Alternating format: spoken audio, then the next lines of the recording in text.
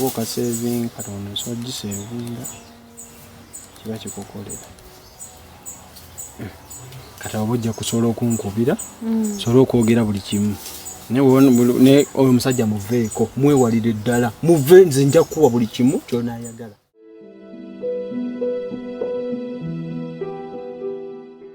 tadda mukotologunya bambi kimami bye siri tunadda mu kikwano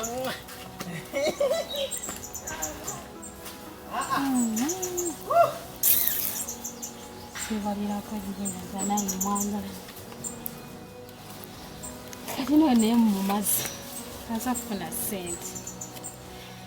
kati ono omusajja abadde agenze n'obuca kati nnyini ansiriwalirako naye agira amaleo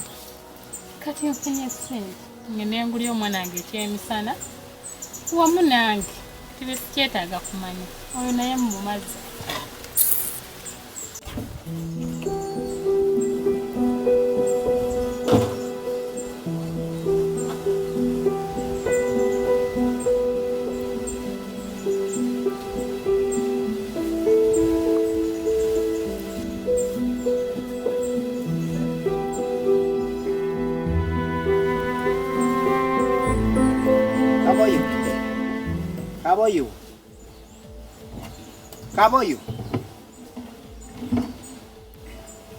Kaboyo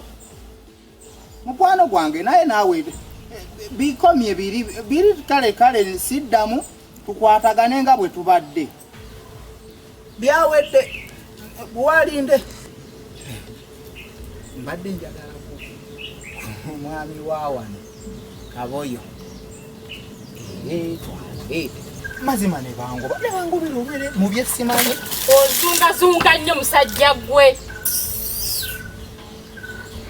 naye era si kyamaanyi omponyeza bbugumu ddyo limbadde bubi nkwongere gaddijja kumala mpeweddeko taliyo omwami wadde omwagaza ati waali taliyo kinkoze bulungi nnyo nga taliiwo era nzijidde ku bintu ebi kuba biri okusanga omu kati gwe bwe mankusanze yewedde mpanzanze Kaboyo jangu mbadde nsaba twogeremu kati naye tekiwa makulu tutuule wali twogere nga tuyimiridde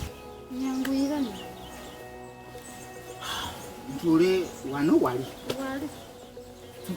tonsindika nnyo wala maama gyebali ogaye Kaboyo taliiwo Kaboyo kituufu taliiwo kati mbadde njagala nkugamba emize gya Kaboyo ogimanye gyonna ngimanya emize gye gyonna ogimanyi ne guno ogumanyi aguno gwe ngenda okugamba mupya nnyo togumanyi era obadde toyinza nakugusuubira ŋŋamba nkugambe nguleete oba ngulekeyo nanti kiyamba gwe kakati Kaboyo toyinza kumusu era simanyi oba omusobola mubeera mutye wakawa nze Kaboyo era simanyi neebuuza mukwatagana mutya ne Kaboyo kuba gwe nkulaba oli mukkakkamu wakuba kali kayiseemu Justin ate amaziro ganjiridde togenderedde nkinze nkirabye ne kali ke mwankutta ababiri ne muntwaza saabifuddeko ensonga eri egyo nze njagala nkubuulire ekiri wakati wo ne Kaboyo mukwano gwange nnyo tetwawukana malusu naddookoli era namwewunyizza ejjo n'okungobaganya naye ekyaleese obuzibu kiri ekintu eki yabadde amanyi ngenda kwogera bino naye ate kati era teyali kyaziizza ekisooka Kaboyo kuva buto alimu engalo ng'ovudde ku kyokubeera n'engalo ate alimu n'embiro zino ez'ekiro kyokka tomulabangako nga avudde mu nnyumba ekiro Kaboyo ewaabwe bazibu nnyo kyogamba taleetangako wano ku kintu kyonna ekyefaanaanyiriza kale nga si kya bulijjo kati ate nagenda aleeta omuzo egyo kale ogigumira n'aleeta omuze guno mubi nnyo gwe gusemberayo ddala yagenze ono muwala wa Beeredde ne wali wammanga omuwala oyo obwetanguze nkulaba nga tofaayo ko nze nja kutuuka ku kinyusi oyo bwaba nsobola okutwalayo kati we bali teyayambadde tali mu lugoye lweru Kaboyo teyavudde wano mu lugoye mu saati njeru bali aba wewe boyagala nkutwaleyo katikati olimba naye byatabisobola obeta luli nkugamba kakkanira nkugamba ebirala kati lwa kwekyo kukambuwalira akati bireke sijja kugamba ate oba toyagala nkugambe bw'oba okkiriza tugende bali aba ne muwala wa Bereddene waliwo mmanga eringa gye tukubira amabuloka mu kirombe nze nseetinga nti era nabayunga bwaba bali balongo kati nga kyeyemulugunyako kiri ekintu eki Kaboyo agamba mbu oli omukyala gwe nnina ewaka namumala ate tobeera wakaawe gwe waggwa dda nabikugambye dda ng'obiisaamu amaaso naye ate tomugamba nti nze nkugambye okitegedde ekyo sirika nange tonnandabako nange sinnakulabako simanyi gy'obijje nkugambyeko kubigamba gamba nkugambyeko kyogere naawe tonnandabako sinnakulabako jukira mwangobye wano kakati beera bulungi nnyabo kumazi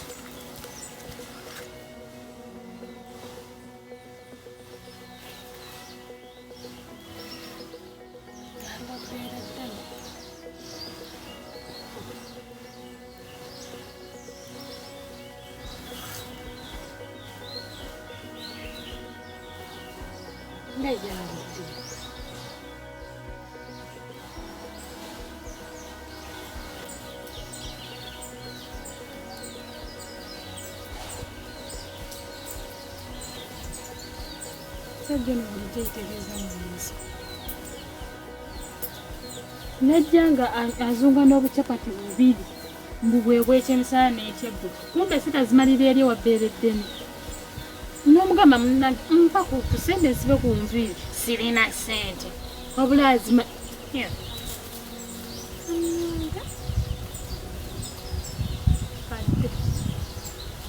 lwaleero luno bulijjo kutinira omumusaba sente sirina leero tebanfadde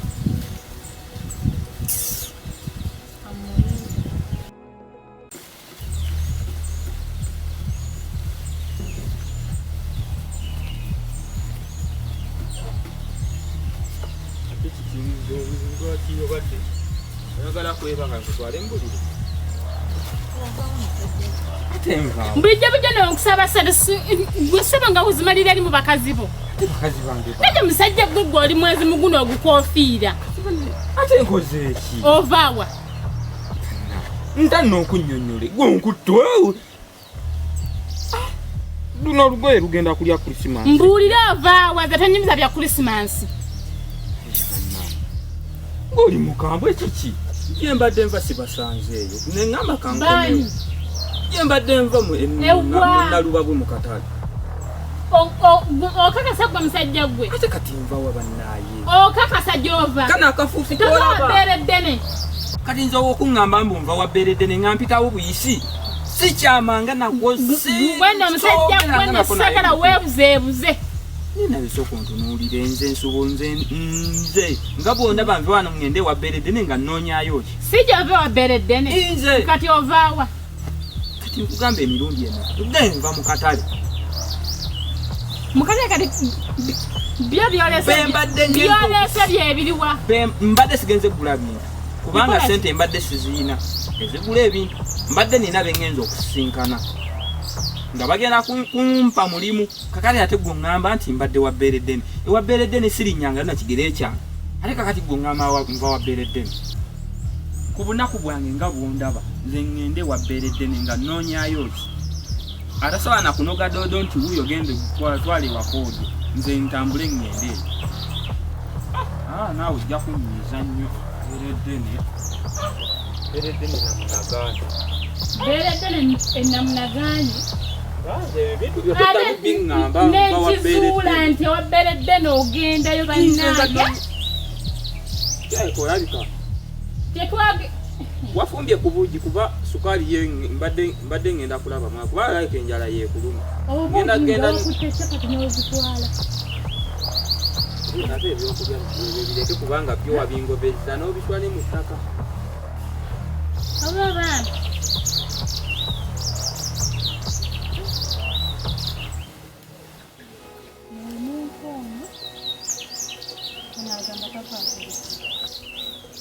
Oli yagambye yemulabe ate kubyana n'ebyoli bwate byani kati buli kimu kiraga kukwata mpola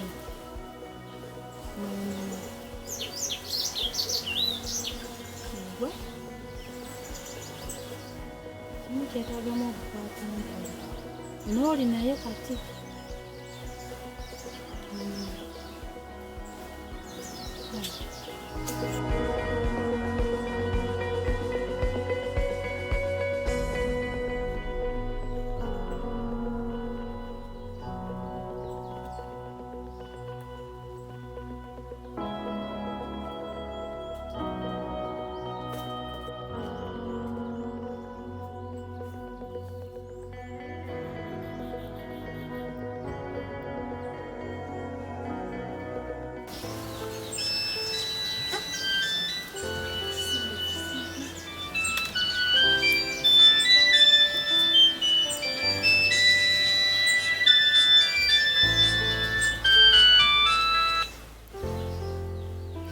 Hello?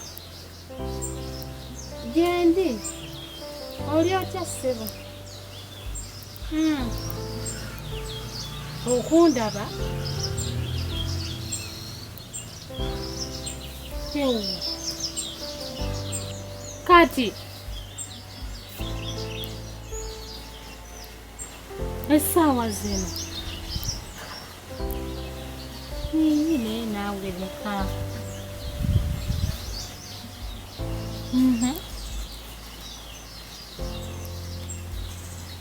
Si wansinsa eno wagguluko ate nakutegekedde ebyakabi gwe jangu buzi surprise kale kankwagaliza olugendo olulungi kale bebi bye.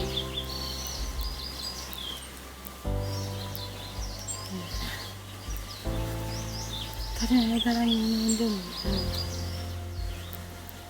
naye engeri omusajja gy'ataliiwo kankozesa omukisa guno nawe buliko kankozesa omukisa guno nemulabi kusaba naye ampaayo ssente